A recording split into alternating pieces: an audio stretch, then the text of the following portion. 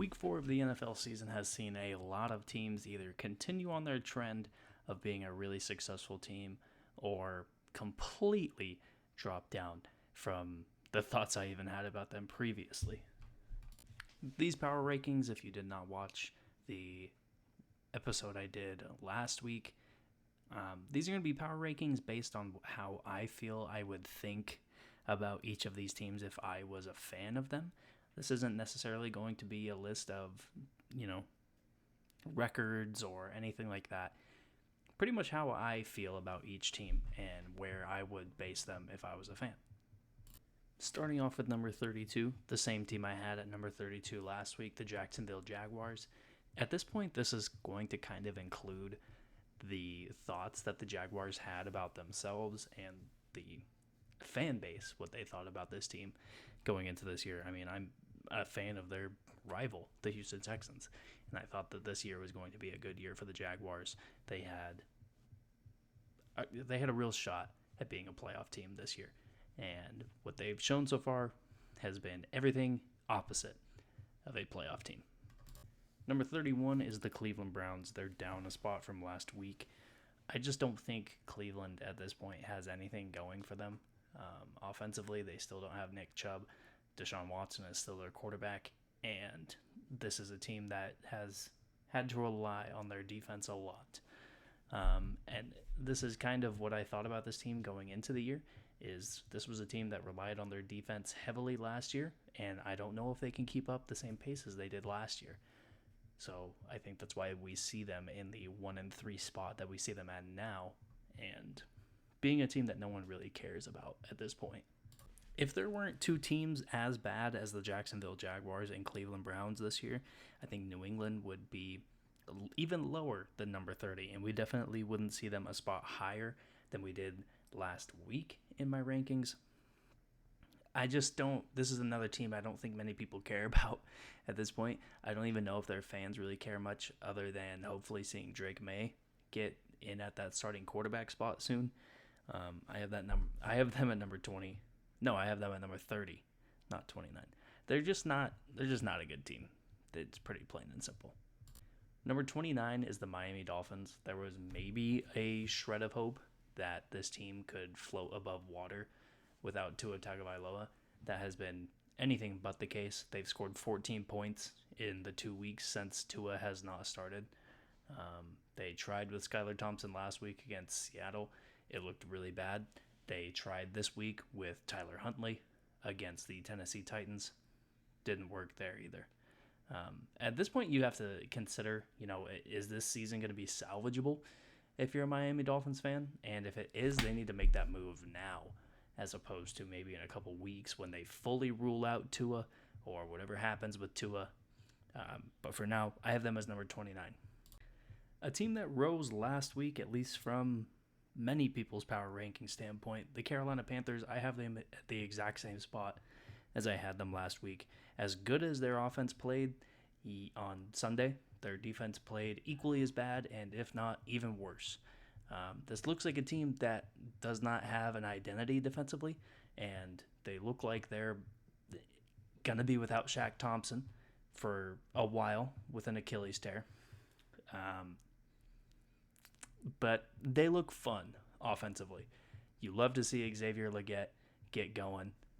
You love to see Deontay Johnson get going. You love to see Chuba Hubbard get going. And the offensive line is getting Andy Dalton time. This is a fun team to root for, but it's definitely not one that you're expecting to win at all. Next up is the Tennessee Titans. Now, they pretty much had to rise because they won. If they had beaten anybody worse than Miami, they would have stayed at number 29. But I have them at 27. It's a little tough when your starting quarterback goes out, the guy that's supposed to be the franchise, face of the franchise, future quarterback. You see him go out, and then your offense actually gets better. It's tough to see that, but they did still win, and it doesn't look like Levis is going to be out for an extended period of time. So maybe this is what gets their train rolling, but for now they're number 27. Number 26 is the Giants. I do have them down a spot from last week. However, I do think it is somewhat of a good sign that they didn't win against Dallas, obviously. But what they did do is they didn't let Dallas do anything well that they hadn't done well the whole season. And what I mean by that is Dallas is pretty bad at running the ball. They've been very bad this entire season. And the leading rusher for the Cowboys was Rico Dowdle with 46 yards. Then you have Ezekiel Elliott with 19 and 8 yards rushing each between CeeDee Lamb and Hunter Lepke. And if you're the New York Giants, if you're a fan of them, you have Malik Nabers, possibly the most exciting rookie wide receiver in the league. It looks like he's out for a little bit with a concussion, but you still have him on your team. And Daniel Jones has played fine this year. I would say it can't all be on him when the team rushes for 26 yards, but he's still got Wan'Dale Robinson involved. You saw Malik Nabers go off for a career game. Even Darius Slayton got in on the action. So, I have the Giants at 26. They're not that bad. Even after a win, I have the Las Vegas Raiders down 4 spots because if I'm a fan of the Las Vegas Raiders, I'm thinking, you know what, man, we beat a team in the Cleveland Browns that isn't very good, but we won. We won at home. We should feel good. No, we're hearing all this news about Davante Adams wanting out and us not wanting Davante Adams around anymore. I don't feel very good if I'm a Raiders fan because of this, because I just want to enjoy a win. We don't know how many we're going to get this year, and even after a win, this is what we're talking about. LA Rams down 9 spots. Now, this team, I have them down a lot because of the fact that it's starting to come unhinged a little bit, I think, for Matthew Stafford with the LA Rams. I think he's just getting kind of pissed off with this team. I don't think it's anything like, he's going to be seeking a trade. I don't think it's going to be anything like that. But this is a team offensively who is pretty bad on third down. He is not getting much out of the passing game. And the only guy offensively who has pulled his weight, I would say, is Kyren Williams. Tutu Atwell's had a solid year as well, but other than that, there's nobody on this team that you've been able to rely on, both from a production standpoint and from a standpoint of health. I mean, Cooper Kupp is out. Puka Nacua is out. The offensive line has been in and out of the lineup. And defensively, the young guys aren't really doing much. It's just not, it doesn't, I don't know how you feel if you're a Rams fan. 3 years removed from a Super Bowl. I just don't know how you really feel because this just isn't that good of a team right now. At number 23, I have the Dallas Cowboys, the same exact spot I had them at last week. I could say the same thing about the Cowboys that I did about the Giants. The Cowboys suck running the ball, and they played a team in the New York Giants who, up until that game, had not been very good against the run. In fact, if you look at the New York Giants, they are 24th in terms of yards per rushing attempt. They gave up over 200 yards to to Washington, over 100 yards to Minnesota. Dallas sucks, honestly. I mean, they have CeeDee Lamb, but Micah Parsons isn't going yet. Dak Prescott has not looked very good. And again, they can't run the ball. They can't run the ball at all. And it's looking like this year in the NFL, you can't have a team that can't run the ball without losing a lot of games. Number 22, a team that finally got their first win of the season, the Cincinnati Bengals, up 5 spots. It would be a bigger rise for them if they weren't playing a team that is the Carolina Panthers, I guess is the best way to say that. But they're still up 5 spots. They had a good week. Number 21, the Arizona Cardinals. I have them down 4 spots from last week. This could be an even bigger drop if the teams I hadn't already mentioned had a lot bigger issues than the Arizona Cardinals have. The offense struggled last week, only 14 points. That's what worries me almost more than the defense giving up 42 points. It kind of just looks like Washington is going to be good this year. So losing to Washington, I don't even have that big of an issue with. that the offense just didn't look good. Kyler Murray had his worst game of the season so far. And all in all, offensively, this team played bad. Up 4 spots, I have the Chicago Bears at number 20. There's not much you can say. There's not much I can say that I haven't already said about Chicago. I think they're going to be a good team. I think they're going to be a team that wins a lot of games in the NFL. And they beat a not good team, but that's a step in the right direction, especially when your next 2 weeks are against Carolina and Jacksonville. Chicago has a chance to go into their bye week 4-2, possibly either 2 or 3 in their division, and a pretty firm positioning to make a run at either the division or a wild card position. So I think Chicago's in a pretty good spot. And down 3 spots is the LA Chargers. This is mostly not because they lost to Kansas City, but it's just so evident that they don't have many options offensively. If J.K. Dobbins isn't going and Quentin Johnston isn't going, they don't have anybody really that you can rely on. Joshua Palmer, for some reason, is a big favorite in terms of the Los Angeles Chargers wide receiver room. But again, there's just nobody else that really goes. I mean, Ladd McConkey is the leading receiver on this team. I don't really know what to think about LA offensively. Defensively, they've looked solid, and they held the Kansas City Chiefs to only 17 points.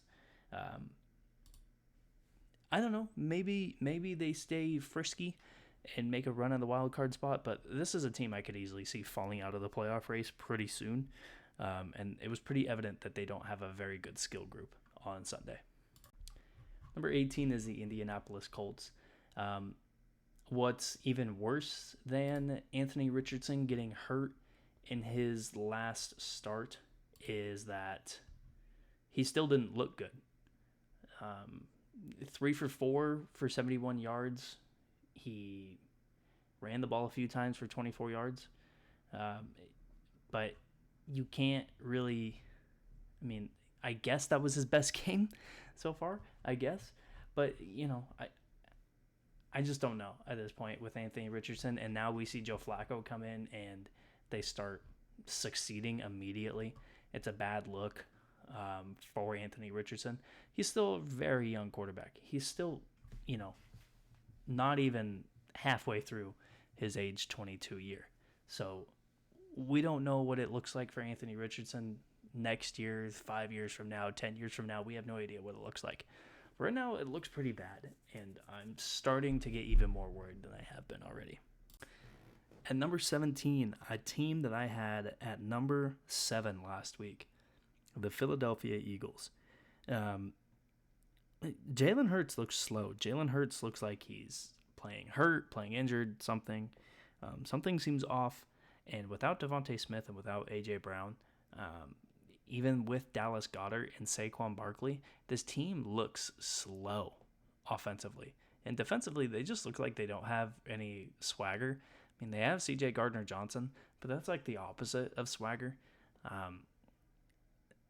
They just don't look good.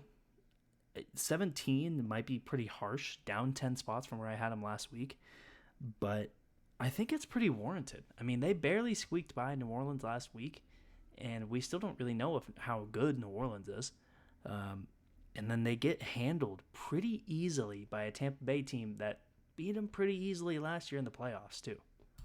Number 16 is the Denver Broncos, up 6 spots from 22 last week. They proved they won without their quarterback doing anything. And I made a video recently saying that Bo Nix might be really good. At one point, I think Bo Nix was like 5 for 9 with negative 10 yards, something like that. A pretty wild stat line, to say the least. But again, they proved that they could win a football game without their quarterback doing anything. 60 yards through the air. It's a pretty good win, though. You hold Aaron Rodgers to 9 points, and you sack Aaron Rodgers 5 times. Good game defensively for Denver. I do wonder if New York doesn't commit 13 penalties, if the game looks a little bit differently, and if New York could run the ball a little bit more efficiently, if this game looks a little bit different. But at the end of the day, they won. and you're the Denver Broncos, who now are on a 2-game winning streak, you feel pretty good if you're a Denver Broncos fan. Up 3 spots is the Atlanta Falcons. They have to feel very good about the fact that no matter what, if the game is within 1 score, or if the game is winnable on the last drive, Kirk Cousins has shown an ability to, even in the losses, get the offense down the field. And they put themselves in a position to win every single game. Whether they're winning at the end of the game or whether they're losing at the end of the game, they put themselves in a very good position.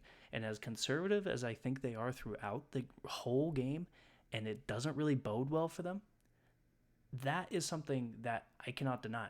If you put yourself in the position to win the game every single game at the end, you can't help but think this is a team that could become really good if they put a full game together. Defensively, they've been doing it. They can't hit the quarterback for some reason. They cannot get a sack to save their lives. They only have 4 through the first 4 games of the year. But they still, with their secondary, with A.J. Terrell, with Jesse Bates, with Justin Simmons, defensively in their secondary, they've done really well. And that's led them to the record that they have now. Number 14 is the Green Bay Packers. I kind of would have felt bad putting this team any lower than at least just where they were at last week. Because I don't know if it's just garbage time that Jordan Love put up really good stats in, or if it was just they figured something out against a really good Minnesota defense. I don't really know. But what you can say is we turned the ball over, 5 times against Minnesota, and we lost by 2 points. Not many teams are able to say that sort of thing. They, were able to get after Sam Darnold and get him to throw an interception, which has been somewhat rare this year. But they also were just able to stay competitive in a game that they probably should have got boat raced in. And that's a pretty good sign considering your quarterback is coming back from his first game in basically 3.5 weeks. So, good showing for Green Bay considering what could have happened if they just let the game slip away from them. But they still lost. We'll see how it looks next week, I guess. Number 13, down 5 spots from number 8 last week, is the Pittsburgh Steelers. They lost to a bad offense, an inefficient offense. However, that offense became very efficient once Joe Flacco entered the game.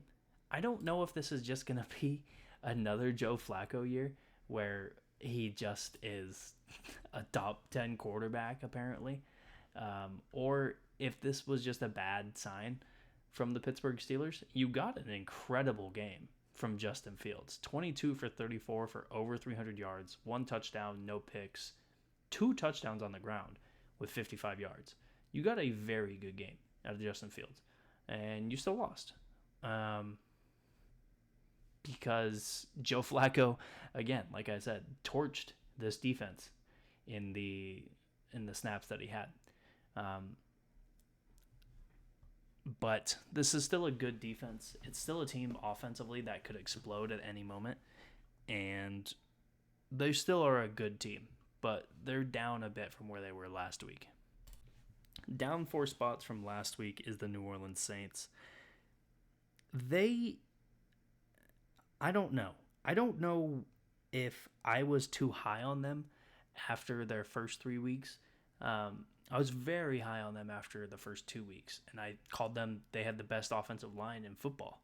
And I still believe that they're a top 5 offensive line. I still think offensively they're a top unit. But these last 2 weeks haven't looked great offensively. And they had a chance to win last week, but the defense kind of let them down. They let Kirk Cousins go down the field. And, I think they just need a few weeks maybe to prove a few things. And if they can't do that, then they're going to be lower than this in the coming weeks. Down 9 spots from last week. The second biggest drop that I have. The New York Jets. Now, this is a team probably I was just too high on. I said that they looked perfect offensively. I said that defensively they looked like game wreckers. And they, like I said earlier, talking about the Broncos, They lost to a team that basically played without a quarterback. It's a tough look when you get shut down like that defensively. However, you could chalk it up to Denver is just very, very good defensively, and they have a good scheme over there.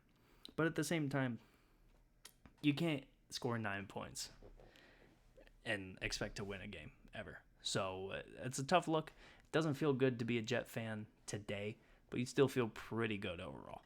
Number 10 is the San Francisco 49ers. You finally got George Kittle back. You finally got Deebo Samuel back.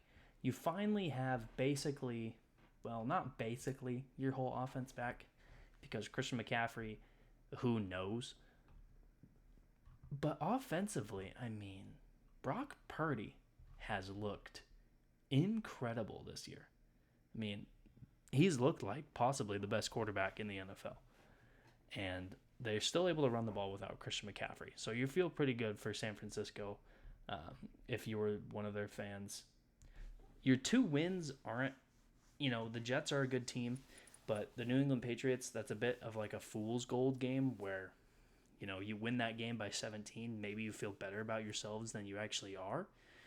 And we'll see with 4 really important games coming up, 2 divisional games, and then the game at home against the Chiefs and a game at home against the Cowboys on Sunday Night Football.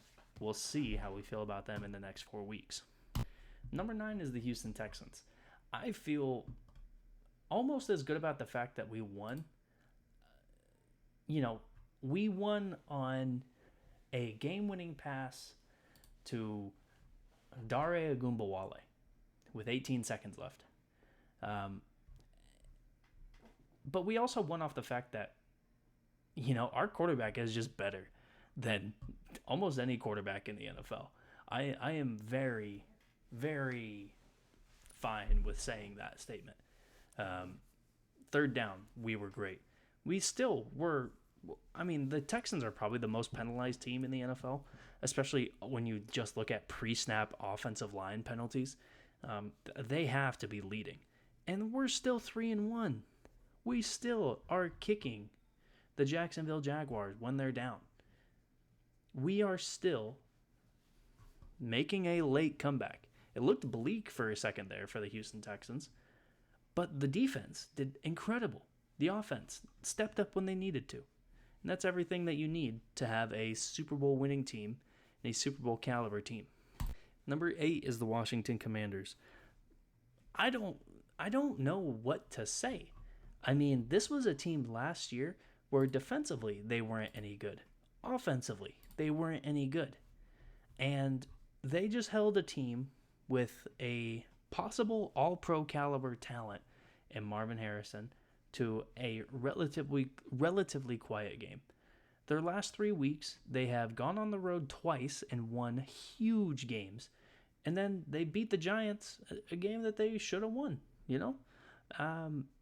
Offensively, this team has exploded on the ground.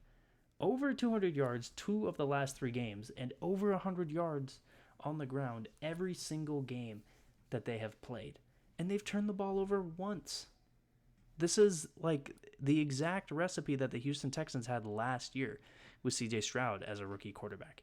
They were going to, not really run the ball. They couldn't run the ball very well last year.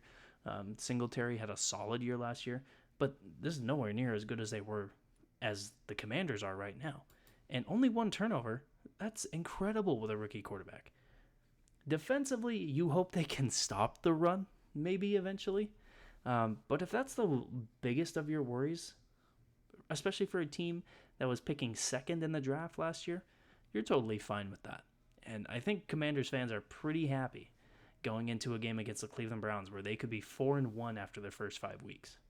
Number 7 is the Tampa Bay Buccaneers. Huge win for them against the Philadelphia Eagles. I think this was a bit of like a get-right game for Tampa Bay after they got beat solidly against the Denver Broncos last week. This was a pretty good game from Tampa Bay all around. Can't say it was perfect, but you can say it was pretty good. Number 6, the Buffalo Bills. Down down. They're down. I had them as the number one team in terms of how I would feel if they were my favorite team.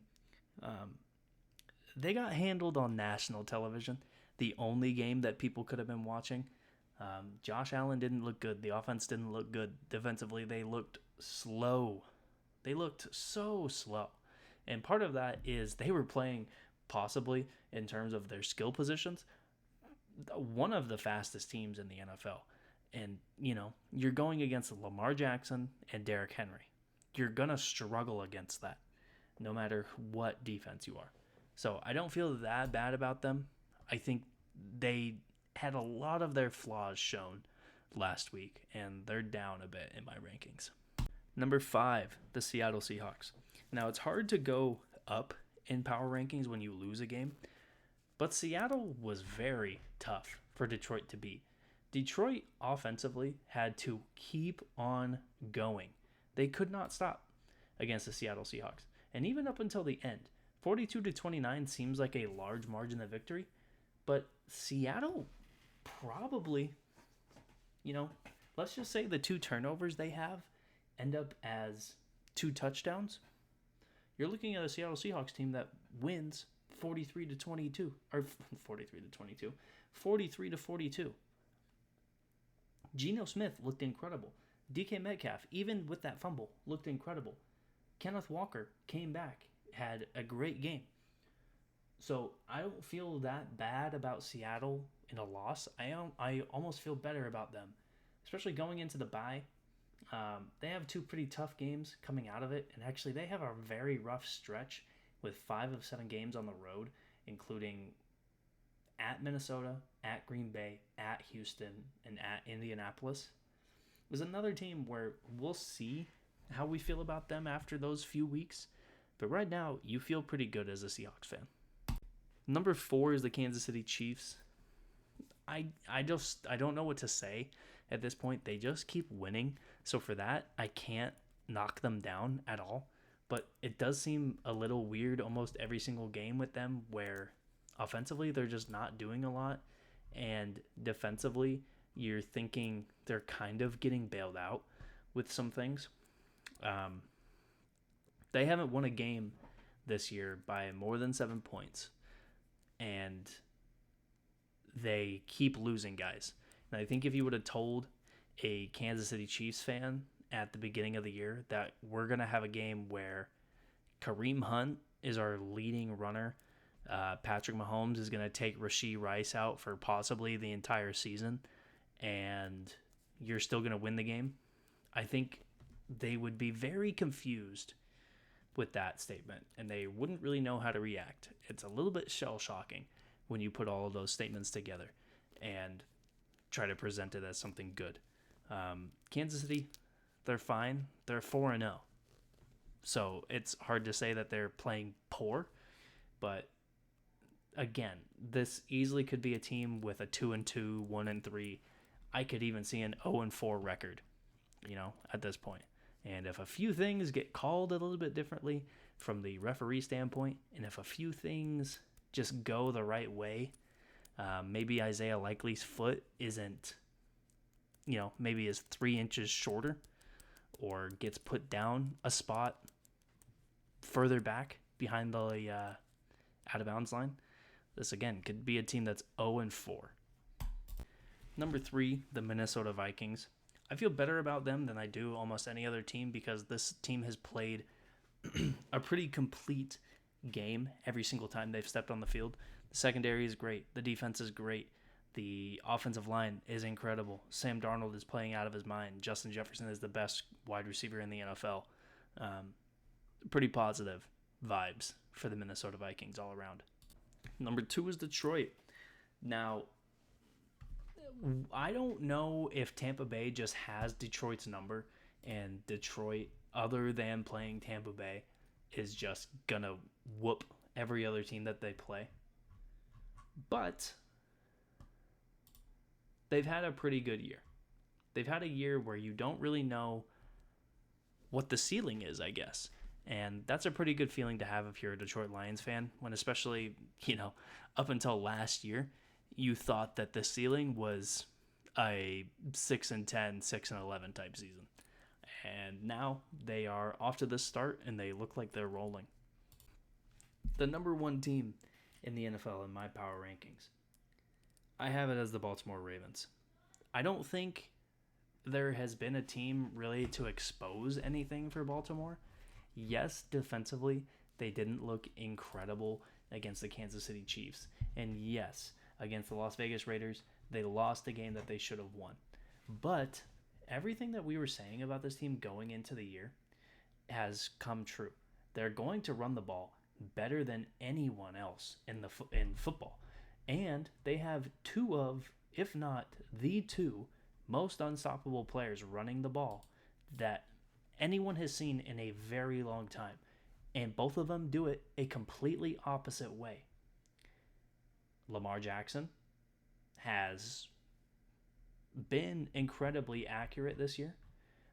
The offensive line, even though they had some struggles to start the year, even in their struggles, there hasn't been a single game that Baltimore has been under 150 rushing yards this year.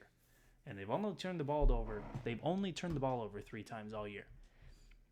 All of the signs point to Baltimore being one of the best teams in the NFL. Now, if I'm a Ravens fan, I feel so good. At 2-2, I feel so good. Because now it gets tough. But the thing is, it doesn't get tough for Baltimore. It gets tough for every single team that has to face them.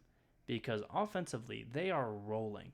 I don't know if Cincinnati has a chance to stop either of these guys.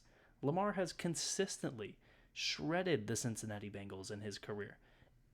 And Cincinnati defensively has been pretty bad this year. Washington can't stop the run.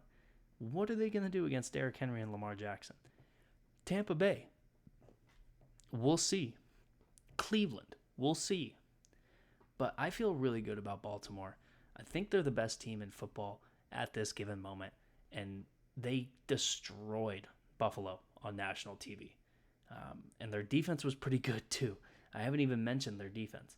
But defensively, they're doing what they need to do. And that's all you can say.